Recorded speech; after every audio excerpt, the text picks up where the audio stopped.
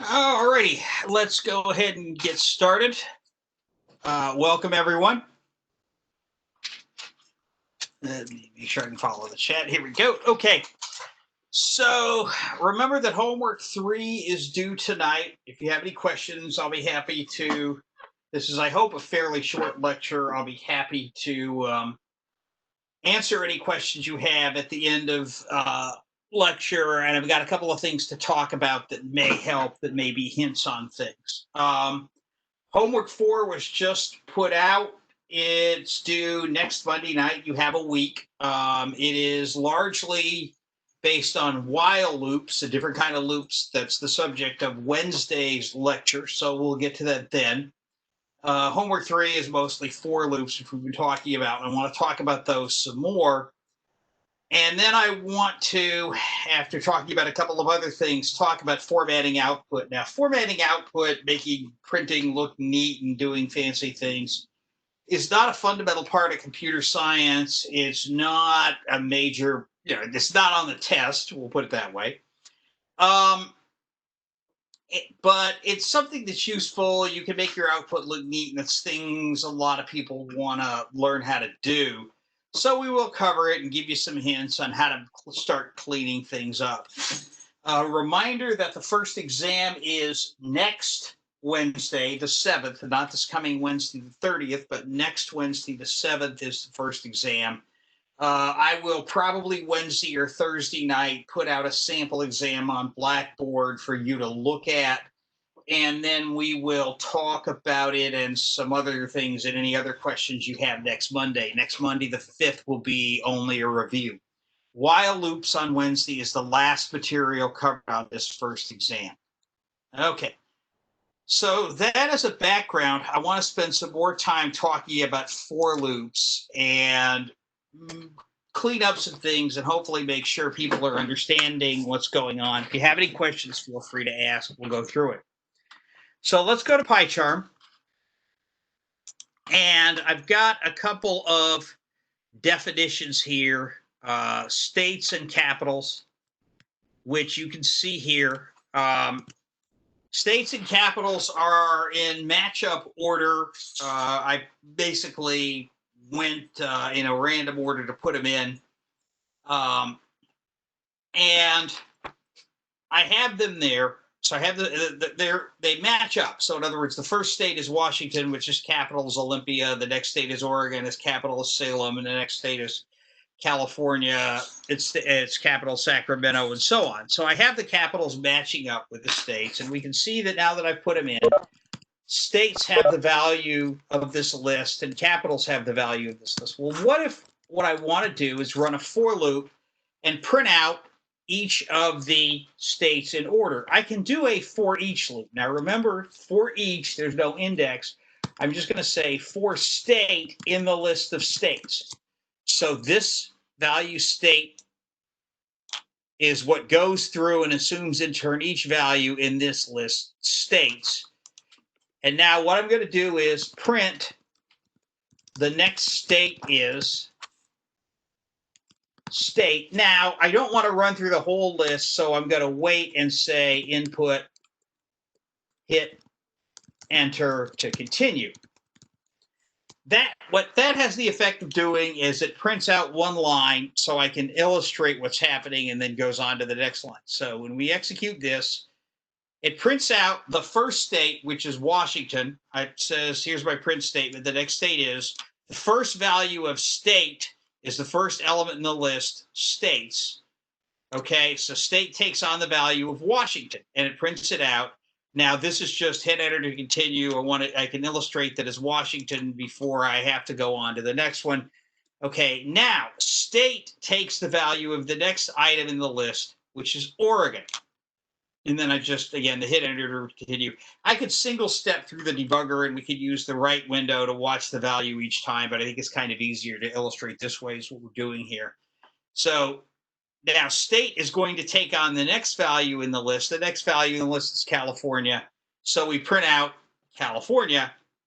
And this way, in a for each loop, What's happening is that the value state, the variable state, is taking on each value in the list one at a time. Now, suppose I want to print out what the capital of that state is. It turns out that with a for each loop, I can't do that. There's no way to have a print statement right now that has the proper value that corresponds with my variable state, because state is just moving through the list: Washington, Oregon, California, Ohio, and so on. There's no way in a for each loop to match up the values of capitals with the values of state. So if I only want to go through and print out the name of the state, that's fine. If I want to print out that the value of the capital of a state is something in particular, then I need a for I loop. So I started with a new console.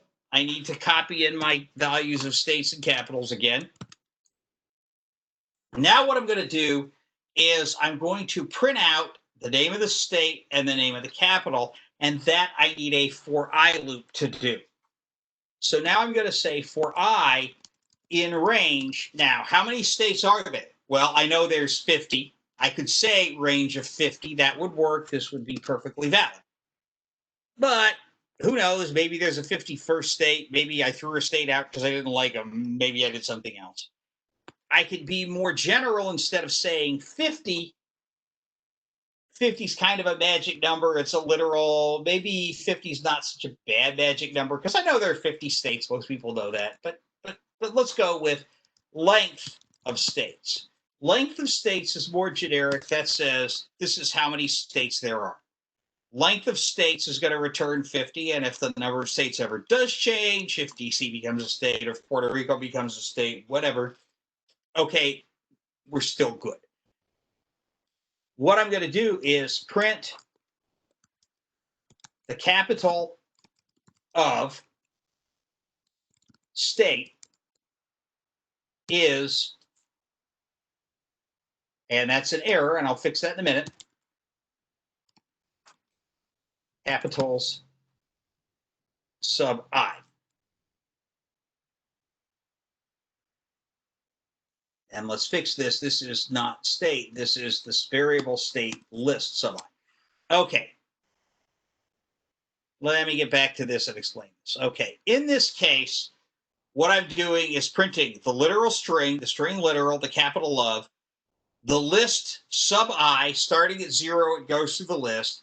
The string literal is, and then the corresponding entry in capitals. And now, because I want to do the same thing and go through it,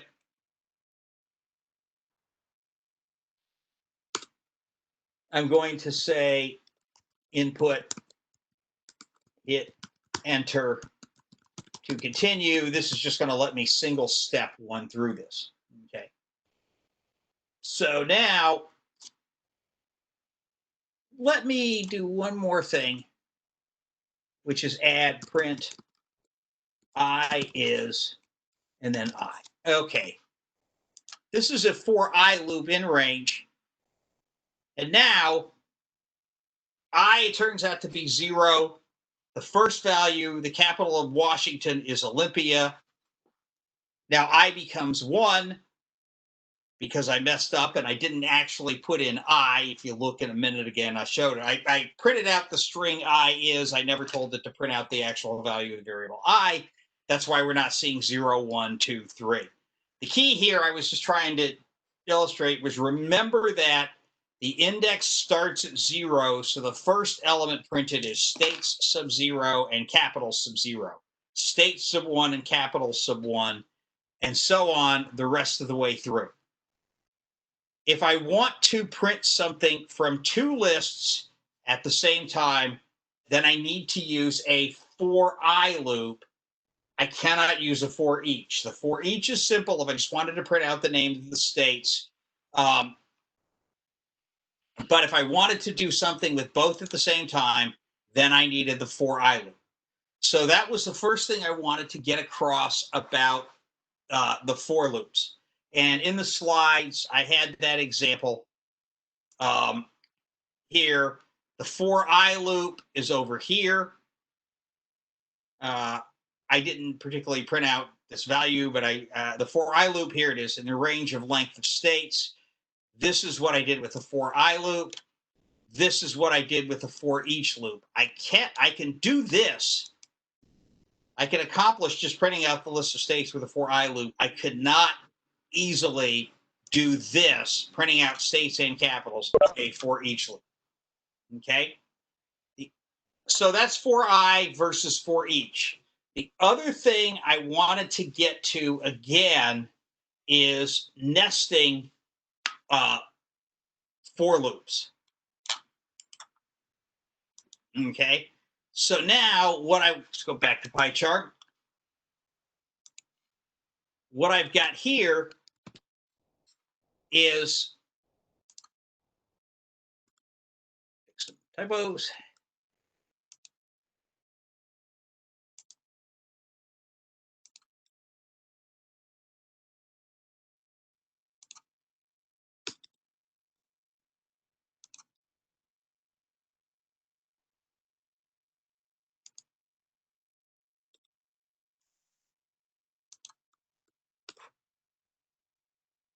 Okay.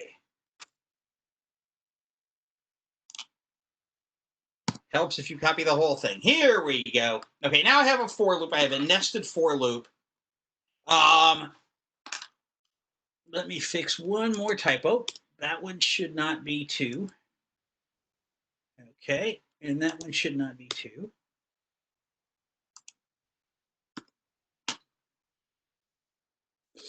All righty.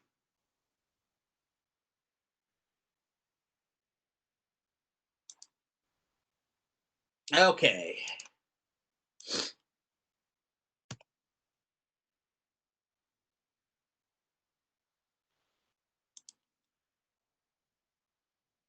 Is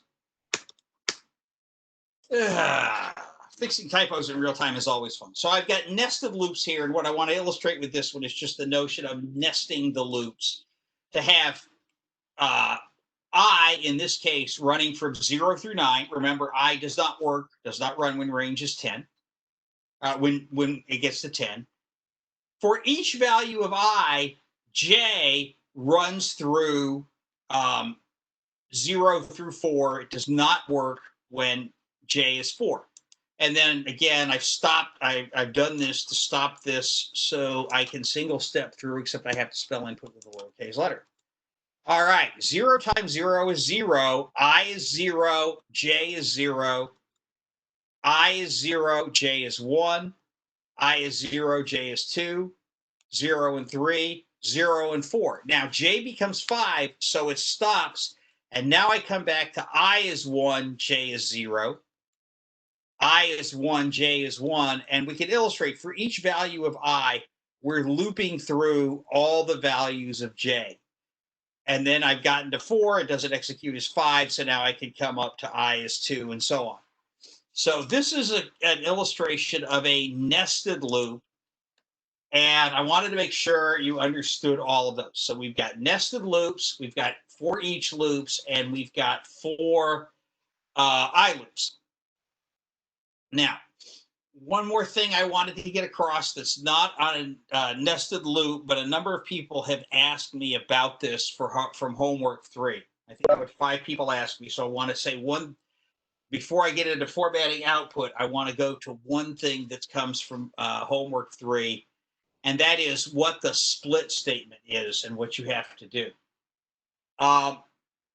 In the lecture last week, I talked about strings are sometimes sort of like lists, and you can do things like with strings. One of the things you can do is split it, and split takes a string and returns a list, by default splitting it white space.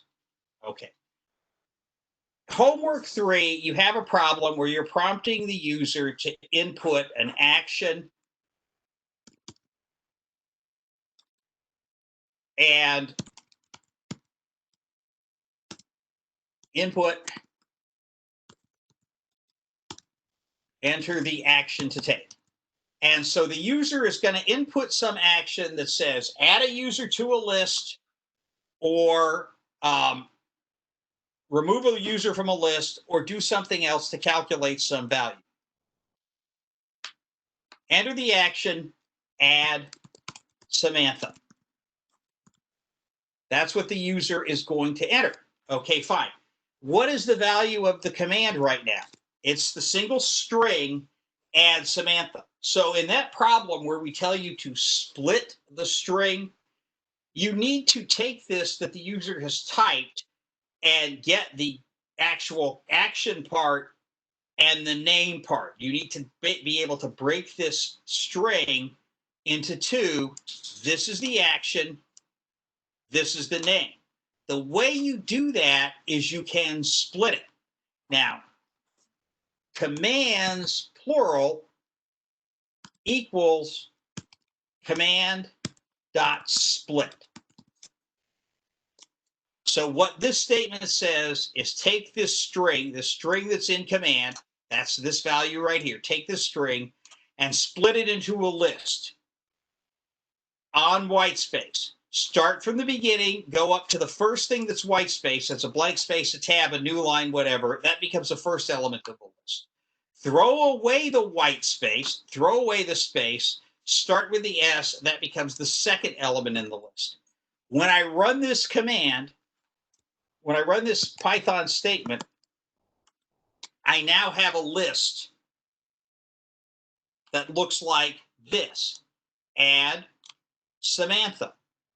Now, if I say action equals commands sub 0, this is how I get add. Now, I don't have to do that in my program, but that shows how I get the value of add.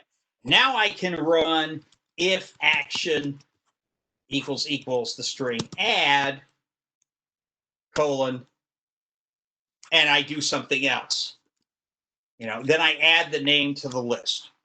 Okay. And then I have else if the action is remove, I remove the name from the list, and otherwise I do my routine for whatever I have to do for the maximum length of string. So when we say split a string, that's what we mean. Split the string so that we can break it into the action and the name. Okay. Now, it says in the instructions to the homework that we won't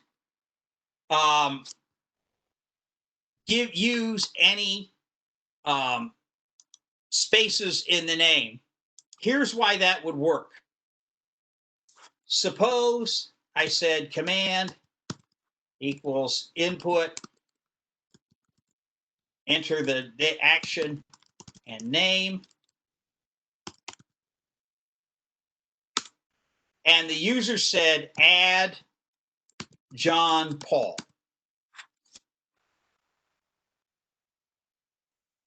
Here's my problem. Add John Paul. When I say commands equal command dot split, now commands would actually be a list of 3 elements. I would have add, I would have John, and I would have Paul. And so now how would I get my code to work with that, with these 2 elements, with these 2 names being split? Okay. It could be done if you knew that was an issue, but we don't want you to do that as homework 3. That's a little bit trickier than we wanted you to do.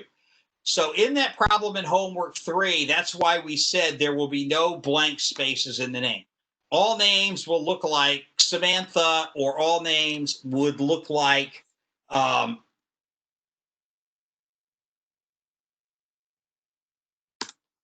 would do something like this. Where there, when you split it,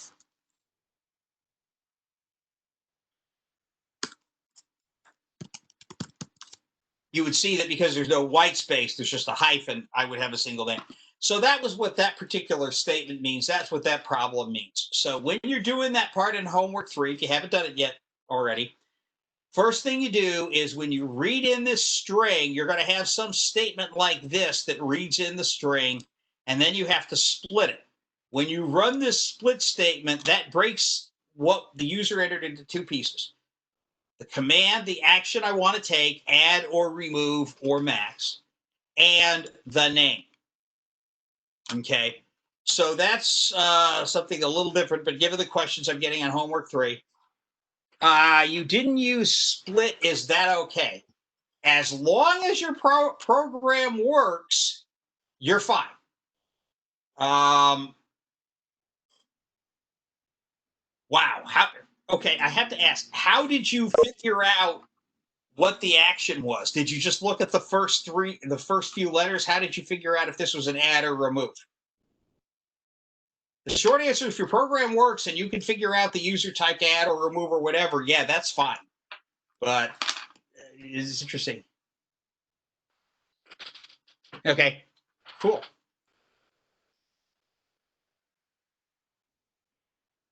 By the way, no one else can copy the code that Kyler is entering if you haven't submitted your homework yet. That would be considered cheating. So.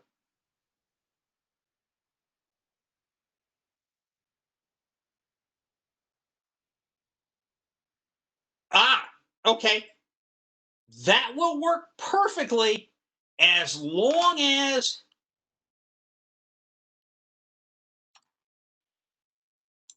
no one says remove Maddie. So I think we're going to let that slide. This is homework 3 in a comp sci 201. We're going to let that slide. But as long as nobody did something silly, oh, you added the space too? Cool. Very good. All right. I'm impressed. I am impressed. That is an interesting way to solve it. It works perfectly. You're good. Yeah, we'll accept that one. That's not going to be a problem. Okay. That was the other thing I had notes that I wanted to cover was to give some hints there on the homework since it's obviously causing people problems. Now what I want to do is spend some time formatting output. Python, the drawback to Python is even more than most other computer languages, there's no one right way to do things.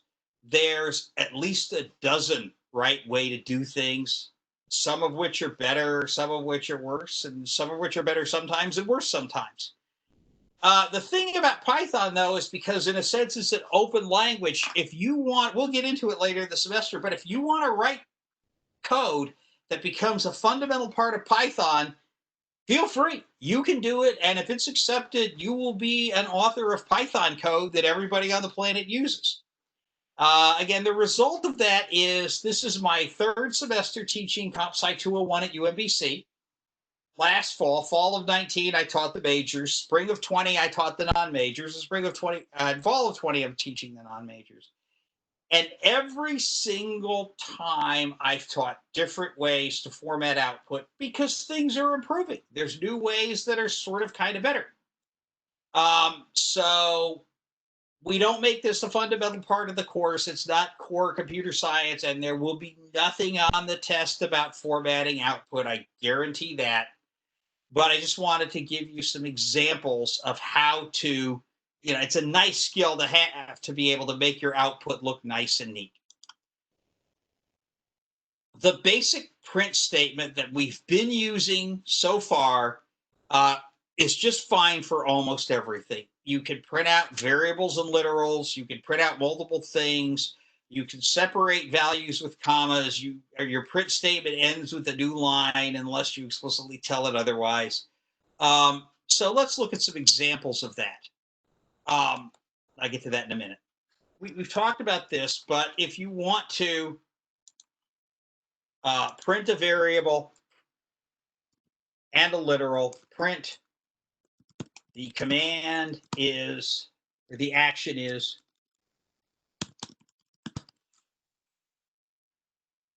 commands sub 0, the action is add. Simple. We talked about this ends with a new line. Python, by default, when you're at a print statement, ends with the new line. And so the next thing goes down to the next line on the screen. Everything will be fine. Sometimes you don't want to. What if I want to say print the action is print commands sub 0,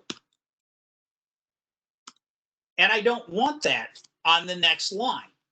Okay, well, that's what we talked about this a little bit, but I want to go through it again. That's what the end clause is for. The action is, comma, end equals an empty string.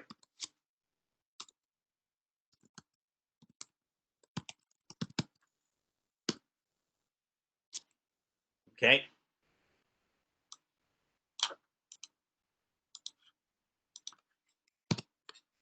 Let's get rid of this. I don't need that. Okay. In this case, I have two statements, and this will make sure that these two things are printed on the same line. Okay. This says do not end with a new line. Stay right there and do the next thing right after that on the same line. So when we run this, we can see that add stays on the same line. Now, the problem is it doesn't look really good because I said end with a blank, with an empty string, not a blank space. So if I go up here and say end is a blank space and run it, now I get a nice blank space between here. I can put whatever I want with end. With this print statement, I can actually print a new line. I can print across two things if I want.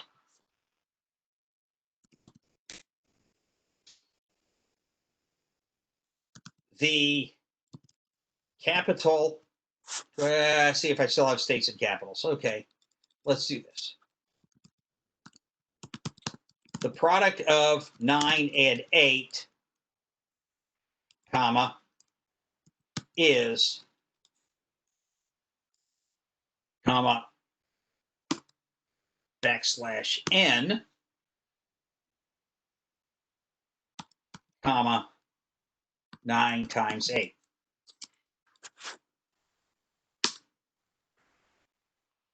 What happened here is it printed the string literal. I put a blank space in there, so it gave me a blank space. Is, it printed that out. Backslash n says print a new line. So I don't want the 72 right here at the end of this line. Print the 9 times 8 to 7, print the 9 times 8 on the next line. So that's a nice way of putting new lines, putting blank spaces, putting other things in your output that makes it a little better. The problem comes when I have something like this.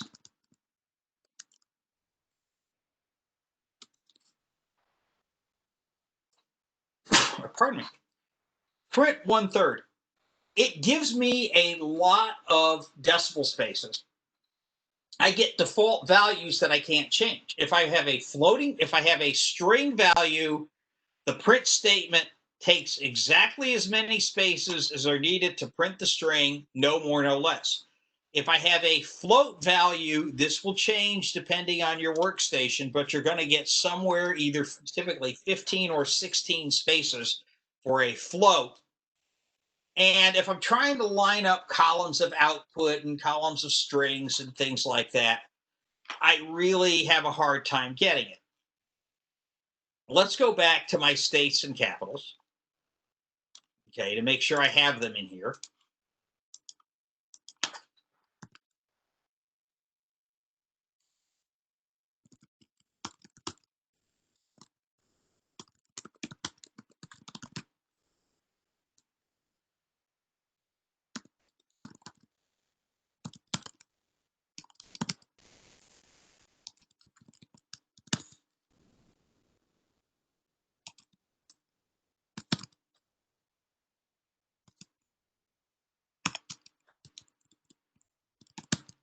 And I don't want to stop every space this time. So I'll just do that. And you see this doesn't line up very well.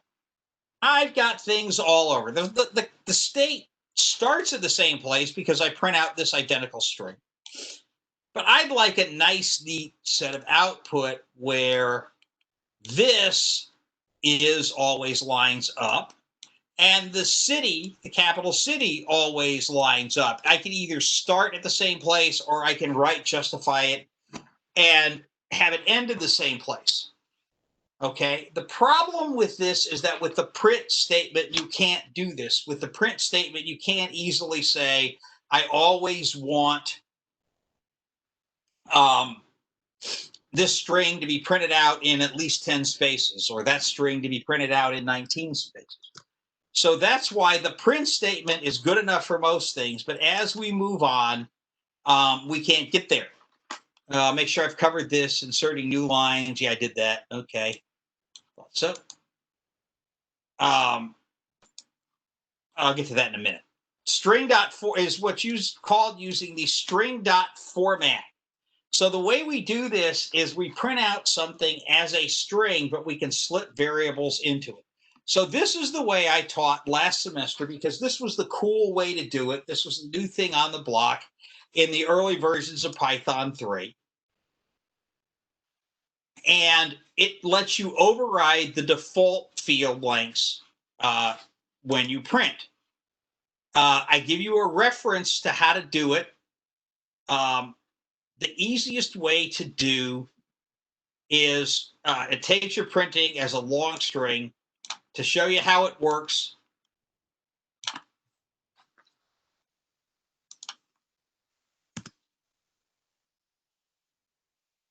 I will go, let's copy both of these at once so I can save time.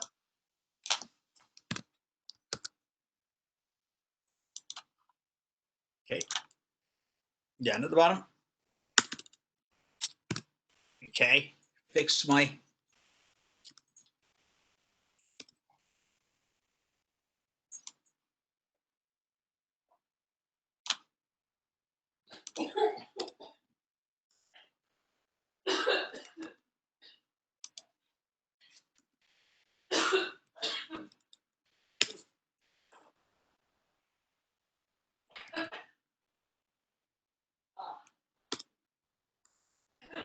okay.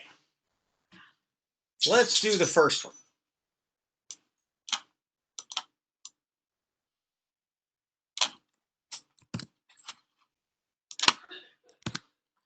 What this does is to show you how it works. Print, it takes this as a string. When I use curly braces, remember I said everything has a meaning in Python. Parentheses, the regular parentheses, square brackets, which are used to indicate lists, curly braces. These are the things that are typically the shift of the square brackets. That says I'm going to put something in here. Okay? I'm going to put something in here. I'm going to replace it with something.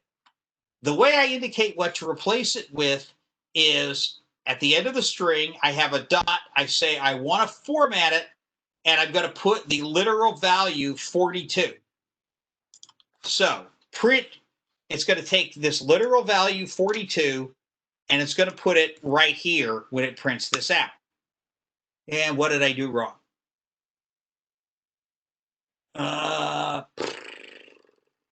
Okay, let's find out what I did wrong.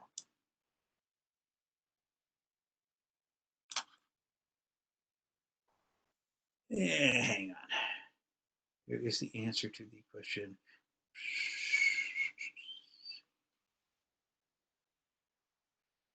Okay. Guaranteed scroll.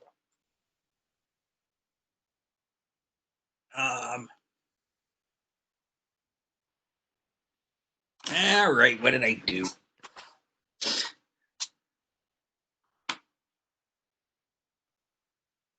Module. I suppose the next one, let's see what the next one does.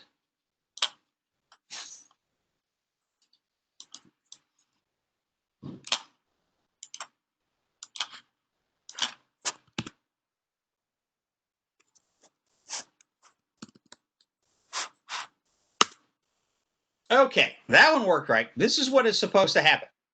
Okay, what happens is the system puts 42, replaces these curly braces with the value assigned down here in format, in this case, the literal 42, and prints it out. Now, if I don't put anything in the curly braces, what it does is it uses the default field, the default values. And we'll get back to the slides and explain those in a minute. It puts the default values in there. What I'm doing with this one in this statement is telling Python what type this is and how many spaces to use.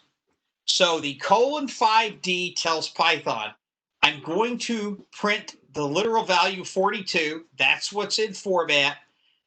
D means this is a decimal number. This is base 10. We'll get to other bases, hex, base 16, and binary base 2 later on in the course. For now, an integer is just a base 10 or decimal number. That's what D means.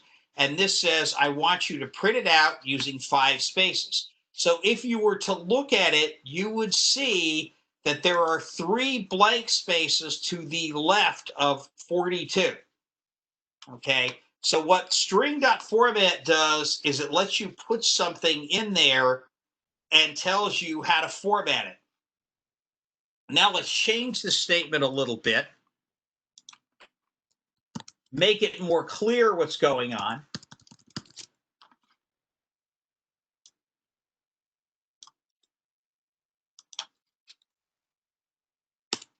And you can see more clearly that there's these blank spaces to the left of 42. Now that's because I said this was an integer, a decimal number, a D, right? D says it's a decimal number. It's an integer. We all know early on from arithmetic that you just left fill with blank spaces, which are implied leading zeros. And so when it's a D, a decimal number, it right justifies and puts blank spaces in there. Okay. What if it's not a decimal? What if it's a floating point? Okay. 42.164. 0.3 F. Let's make sure this works, right? Here we go. D means decimal. F means floating point. Here, I only had, because it's an integer, there's nothing to the right of the decimal place. It's a whole number. All I need to do is say, this is how many spaces I use for the, this is how many spaces I use for the integer. Here, I have to tell you how many spaces to use for the number as a whole, and how many of those spaces go to the right of the decimal point. Now, point to remember, when you use this to print a floating point number, Python will always give you exactly that many spaces to the decimal point. There is 1 space allocated for the decimal place, and this is the minimum number of spaces Python will use overall. So Python will take 42.164 and attempt to print it in 5 spaces with 3 after the decimal place. Okay. Now we can't do that. Why not? 1, 2,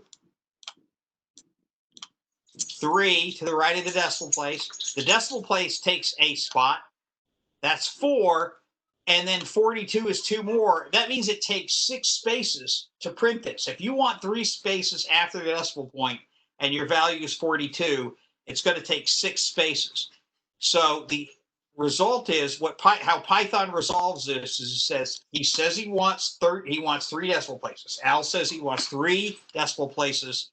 I will do that. He wants at least 5. Well, guess what? He's going to get 6 because I need more.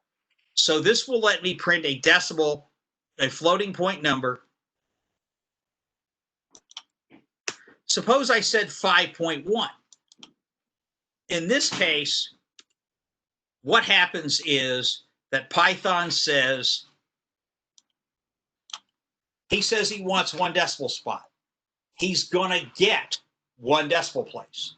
0.164, what does Python do? Python rounds. It does not truncate. So if you say fewer decimal spaces than you have in your actual value, Python will round. It will take 0.164 and to 1 decimal place, that's 0.2. Now, Python can print this whole thing in 5 spaces because 4.2.2 only takes 4 spaces and we're good to go. So we don't have to print more than 6. In this case, Python said, I need 6 spaces to print it, so I'm going to take 6, but you're going to get 3 to the right of the decimal place. You're going to get, in this case, we're only going to get 4. What happens if I did something silly and I said, give me 5 with 17 decimal places? Python gives you 17 decimal places. Python gives you exactly the number of decimal points you say when you print out a floating point number. This number, 5, it will give you at least that many, but it's going to take as many as it needs to print the entire number. But it will always give you exactly this. Now, how the heck did it get to this 0.148? That's garbage. Ignore that. The short answer is that's because how Python represents floating point numbers. You always get some trash at the end that's meaningless, which is why you should never print out like 30 decimal places, because the trash at the end is meaningless. That's just the way floating point numbers are stored. So when you're printing out floating point numbers, integers, it's 1 number. That's what you get a minimum. Floating point, that's you always get this number of decimal points, and you get at least this number. So let's go back to the slides and talk about the rest of them. We've talked about integers. Integers is D because it's decimal. S is for strings. That tells you how to print out a string. F, floating point. We won't worry about binary, octal, and hexadecimal till later. If you want to print out scientific notation exponent, you call it an E. Okay. The one that's interesting there is strings. And I want to give one example before we get to the newest, keenest, peachy dandy way, which I think the TAs are teaching, which is called F string. Suppose I have a string. Okay. The variable state equals Maryland, MD.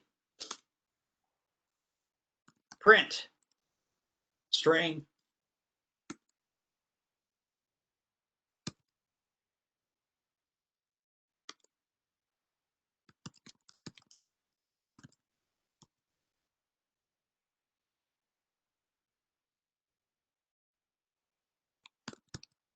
Okay. Dot format state. Okay. So this should work. We're going to find out why it won't. Okay. Here's what happens. This is the string I told it to print. It replaced these curly braces by, in this case, since this is a variable, it took the current value of the variable, which is MD, the abbreviation for Maryland, and it said take 10 spaces to fill it in, to print it out. Okay, state has MD, that's 2 places. Take 10 to fill it out. If you're printing a string, that's what S means, it left justified. So if you were to count, you would discover that it printed out the M and the D and then 8 blank spaces because it left justified to fill this in. Okay, sorry, I've got dogs going nuts around my feet again because it's almost dinner time. Any rate, so with decimal numbers, with integers, it right justifies. With strings, it left justifies and fills with spaces. The previous examples I gave up here, it used literal values. It replaced what was in the curly braces with the literal value. Here, it replaced what was in the curly braces with the value of the variable. Now, what would happen with a string if instead of saying 10, I said 1? I said, I've got state equals MD is Maryland. I only want to print out at least 1, but I've got a 2-letter thing. Well, what happens is this is always a minimum. Okay, so it will expand to fit the value. If I change and say state equals the 8-letter value Maryland, and now I say print it out in 1, it's still going to expand to fit the actual value that I have. Okay, so that is the string dot format, and this is what I taught last semester as the newest and coolest and uber ultra good thing to do. Strings, floating points, decimals, that's what you really want. We'll get into binary and hex later on in the semester. Again, this is not an exam. So we're using Python. Everybody should be using either Python 3.7 or 3.8. 3.8 is current. If you're using 3.7, that's fine. Introduced in 3.6, so in the middle of the spring semester, was a new way of printing called F-strings. And I think a lot of the TAs are teaching F-strings, so if they've covered it, that's fine. I'll go through it. If they haven't covered it, this is just a different way to do it. It's the hot new toy of Python programming. It's what all the cool kids are doing. It's very similar to the string format, but it's more flexible because you can put any Python expression in an F-string. You start in your print statement with either a lowercase f or an uppercase f. It doesn't matter. It takes F-strings, take either lowercase f or uppercase f, and then include anything you want printed.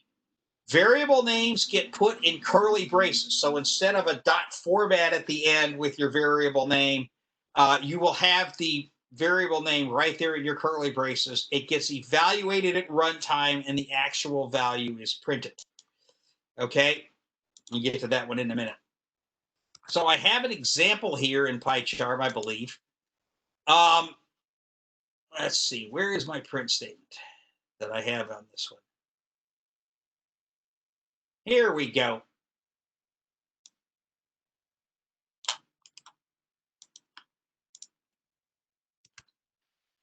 This is a case of F-strings. So in my print statement, I start with a lowercase f. Again, capital F would have worked. Doesn't matter. I chose lowercase. And now I have a string, just like string.format, put it all in. The capital of, these are literal values. Anything not in curly braces are literal values, and exactly these characters will be printed out.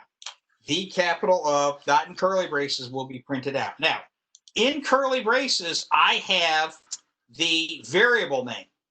This is a for I loop. I'm going to go through my variables, states, and capitals, and hopefully they're still in scope. I don't have to rerun them again. If I do, I do. I want to go through states. For I loop, starting at 0, going up to 50, and I won't print 50. It's a string, and I want to take at least 10 letters, 10 spaces to print out the state name. Then this is not in curly braces, so it's just a string literal. It's just exactly going to be printed out, and then the capitals, so minimum of 10. So what this loop is going to do is on each line, it's going to print the capital of the state is the capital, and it's going to take at least 10 spaces to print each of those two strings. Now, let's make sure this works and see what we get. Here we go. Now, what we see is that I printed out. The capital of Washington is Olympia. The capital of Oregon is Salem. The capital of California is Sacramento. And I've got nice, neat columns. I've got things that line up under each other, and it looks really good. Okay. Now, I do have a couple of state names and capital names that are longer than 10. Massachusetts is longer than 10. It looks like it's 12.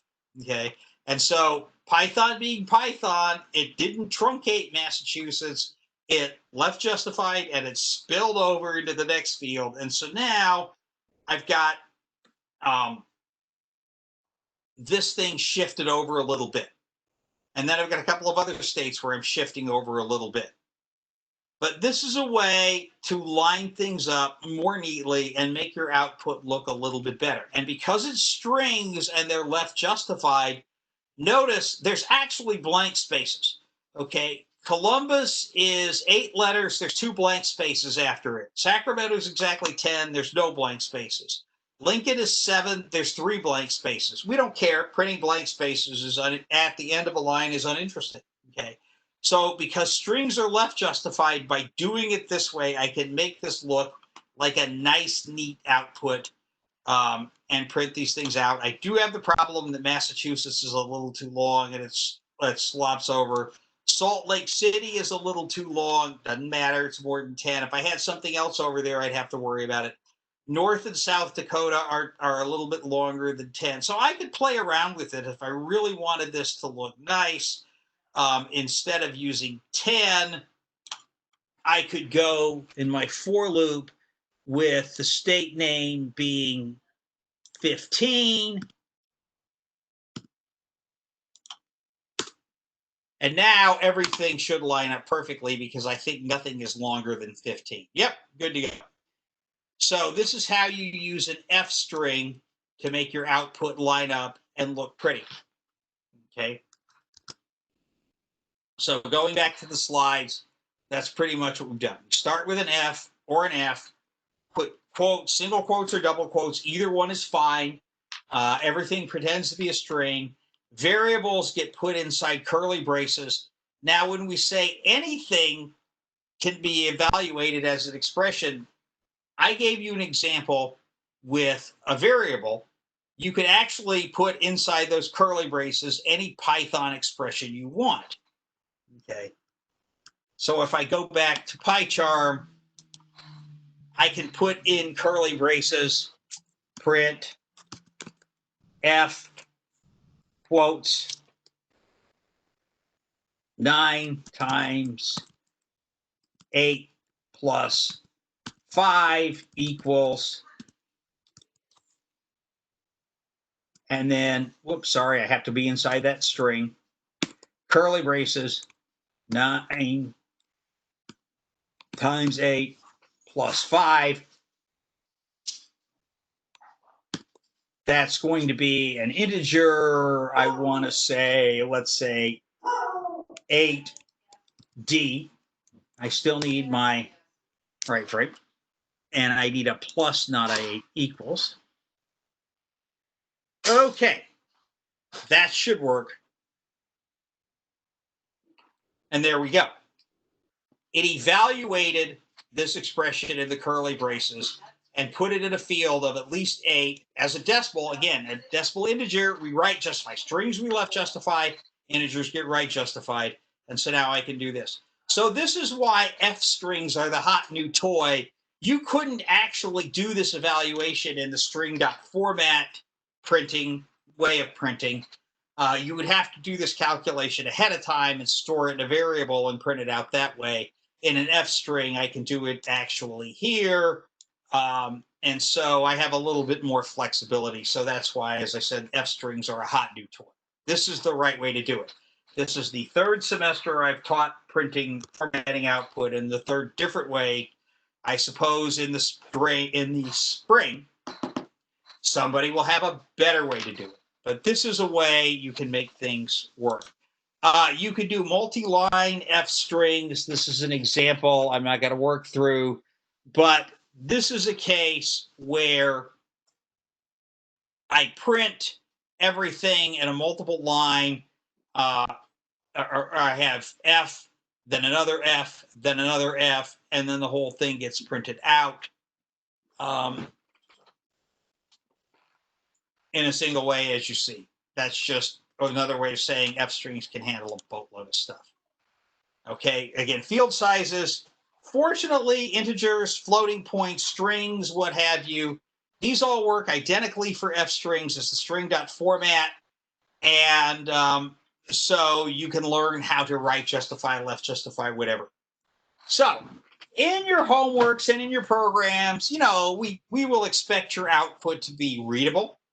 We will expect it to be, neat and presentable. You know how to do this, but don't spend too much time working on this. Just do it enough to make your output, easy for us to read and grade, and then you're good. And then you could do more with it. If you're actually going to do, if you're going to start doing your research papers in Python, which is project 3, then you can really worry about tables and columns, and we'll talk about ways to do that later on. But for now, formatting output, for most of the stuff you're doing, the print statement works wonderfully, but you can't, specify field sizes, so you can't line things up in columns and make nice, neat tables and other things like that. If you want to do that, in the spring, we taught string.format. Now we're teaching F strings. Go for it. Make it work. Play with it. Then your output will be nice and neat, and that's the way to go. And as I mentioned, it was actually a short lecture today, so even though we still got about 17 minutes, I've covered all the material I need. If you have questions on the homework or on anything else, let me know. Otherwise, you're free to leave. On Wednesday, we'll cover while loops, which is the last new topic before the exam. So if you don't have any questions, feel free to drop. Otherwise, I'll be here.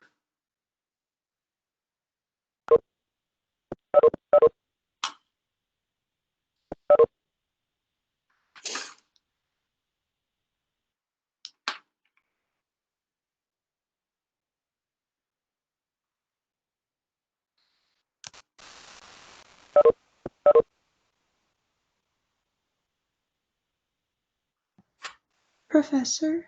Yes. Can we go onto the Discord and so I can share my screen with you on like my phone?